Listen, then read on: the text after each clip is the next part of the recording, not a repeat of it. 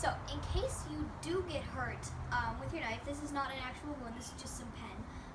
Excuse me. If you do get hurt with your knife, I recommend still being careful because no one likes to get hurt. But if you do get hurt with your knife or something else, there are a few basic things you can do to treat it. So I here have some skin and wound spray.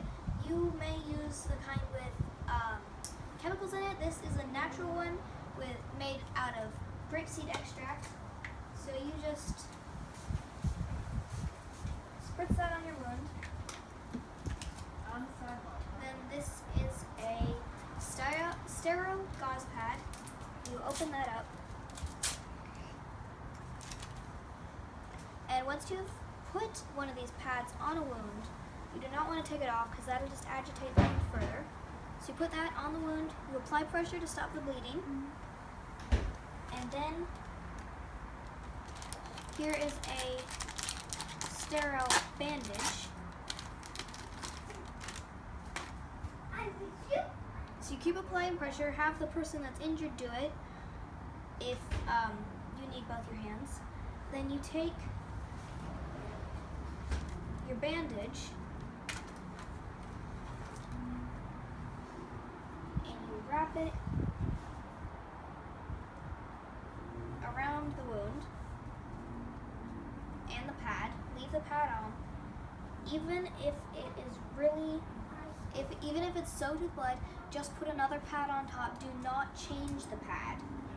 So you wrap this around the wound tightly, but not too tightly. You want to make sure they still have circulation farther down the limb.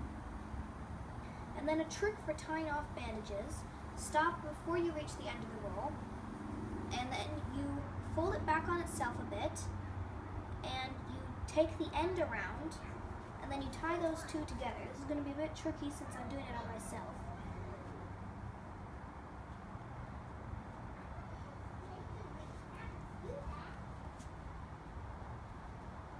But it is manageable. You can do this on yourself.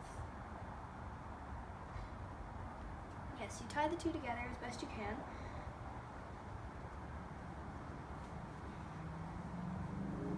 And then, if the bleeding does not stop, you seek professional help. Because this is not a DIY hospital. This is just to stop the bleeding for the time being, or to make sure you don't bleed out if you're hiking and you cut yourself. So, stay safe, but